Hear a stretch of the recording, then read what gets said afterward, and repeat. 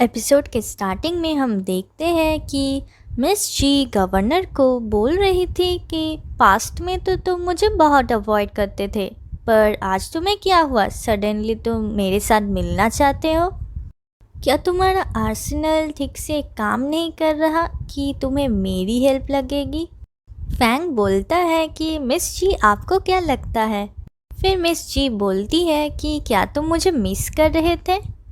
Fang बोलता है कि मैंने तुम्हें पहले भी वार्निंग दिया था कि टिंग्याओ को हर्ट मत करना, वरना मुझे तुम्हें मारना पड़ेगा, क्या कि वो अपना गन निकालता है। फिर फैंग बोलता है कि लगता है तुम्हारी मेमोरी कुछ अच्छी नहीं है, तो इसलिए मैं तुम्हें याद दिलाने के लिए यहाँ पर आया हूँ। फिर मिस जी बोलती है कि तुम्हें लगता है मैंने उन किलर्स को हायर किया है टिंग्याओ को मारने के लिए? क्या तुम्हें लगता है मैं एक झगड़े के लिए ऐसा कर सकती हूँ? मैं इतने शॉर्ट टाइम में अरेंजमेंट्स कैसे कर सकती हूँ? फैंग बोलता है कि ऑफ कोर्स ये उस दिन के झगड़े के लिए नहीं था, तुमने ये बहुत पहले से ही प्लान किया था। फैंग बोलता है कि मैं नहीं जानता हूँ कि तुम स्मार्ट हो या स्टूपिड, पर तुमने मेरी ही पीठ पीछे मारने की कोशिश की है, तो तुम्हें क्या लगता है तुम मुझसे ये बात छुपा सकते हो? मिस जी बोलती है कि मुझे पता नहीं है तुम क्या बोल रहे हो।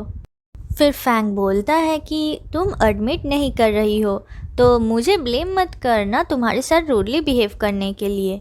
ये बोल के फैंग मिस जी की तरफ गन दिखाता है और फिर फैंग वो गन चलाता भी है और मिस जी बहुत डर जाती है। फैंग बोलता है कि चिंता मत करो, ये सिर्फ एक वार्निंग था, पर अब मैं तुम्हारे साथ सॉफ्टली नहीं बिहेव करूँगा। मिस जी बोलती है कि तुम्हारी हिम्मत कैसे हुई, मेरे फादर तुम्हें नहीं छोड़ेंगे। फैंग बोलता है कि अगर मैं तुम्हारे फादर की स्मगलिंग की केस को पब्लिक में ले आऊँ तो तुम गेस कर सकती हो कि तुम्हारे फैमिली का क्या होगा। फिर मिस जी डर के फैंग के पाँव में पड़ जाती है और बोलती है कि हाँ मैं गलत थी और मैं फिर से ये कभी नहीं करूँगी। फिर फैंग बोलता है कि तुम ये अकेले नहीं कर सकती हो, तो तुम मुझे बताओ तुम्हारी हेल्प किसने की थी। फिर मिस जी बोलती है कि उसकी हेल्प फैंग यूजे ने की थी। नेक्स्ट सीन में हम देखते हैं कि मिस फैंग बोलती है कि लगता है अगर तुम्हारे फादर की डेथ एनिवर्सरी नहीं होता तो तुम घर ही नहीं आते। फिर मिस फैंग टियानी से बोलती है कि अगर तुम मिस जी से शादी नहीं करना चाहते हो तो यूजे को परमिशन दो शादी करने के लिए। फिर फैंग बोलता है कि अब जब सभी यहाँ पर है मैं भी कुछ कहना चाहता हूँ।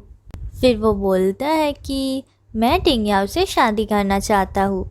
ये सुनकर मिस फैंग चौंक जाती है और उनका कप गिर जाता है। यूजे बोलता है कि अंकल आपका मतलब क्या है? फैंग बोलता है कि मैं वही चाहता हूँ जो तुमने सुना है। यूजे खड़ा होकर बोलता है कि अगर आप उससे शादी कर भी लो, उसके दिल में मैं हूँ।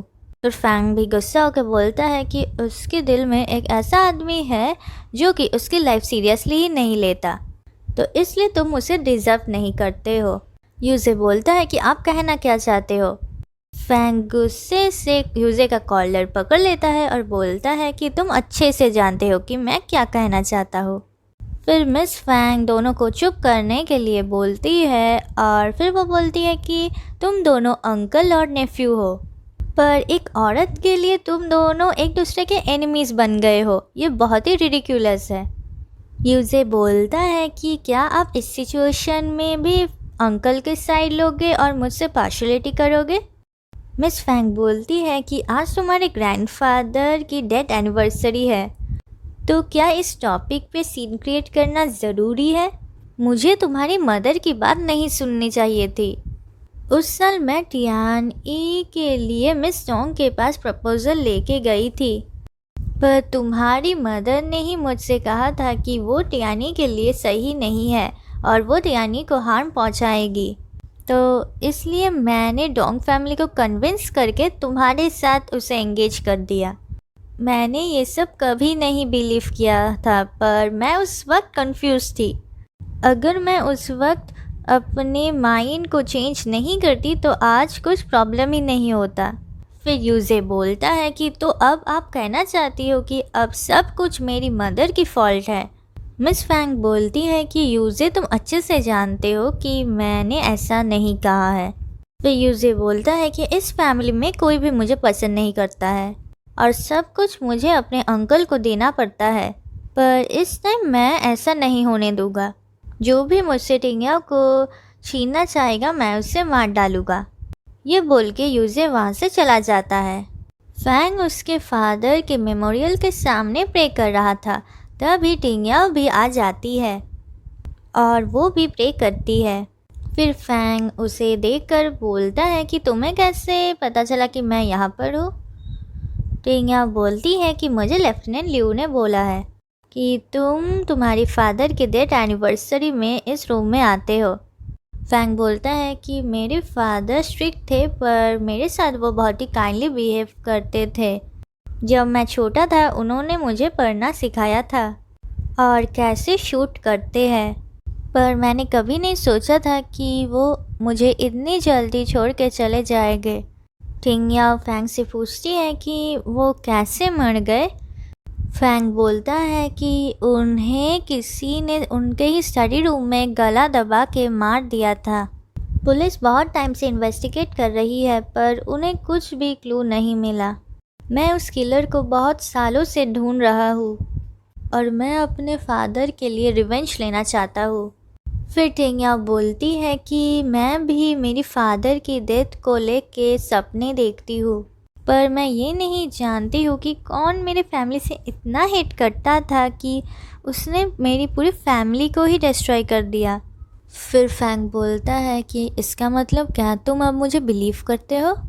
फिर टिंगिया बोलती है मुझे पता नहीं मुझे तुम्हारे ऊपर बिलीव करना चाहिए या नहीं, पर मुझे बहुत सारे डाउट्स हैं। अगर तुम चाहते हो कि मैं तुम्हें बिलीव करूँ तो क्या तुम मुझे सच बोल सकते हो। फैंग बोलता है कि मैं तुम्हें अभी नहीं बता सकता हूँ, जब सही टाइम आएगा तो तुम्हें सब कुछ पता चल जाएगा। टिंगिया बोलती है कि अगर ये बात है तो मुझे अकेला ही ढूंढना पड़ेगा। फिर फैंग बोलता है कि अगर तुम मेरे बारे में थोड़ी सी भी केयर करती हो तो अपने आप को प्रोटेक्ट करना। जब तक मैं तुम्हें आंसर नहीं बोलता हूँ तब तक तुम कुछ भी मत करना। बाहर यूजे सब सुन लेता है। फैंग बोलता है कि अगर तुम मुझे कोई आंसर नहीं दोगी तो मुझे लगेगा तुमने एक्सेप्ट किया है। ये बोल के फैंग टिंगिया को एक सील देता है। और ये एपिसोड इतना ही था। मिलते हैं नेक्स्ट वीडियो में।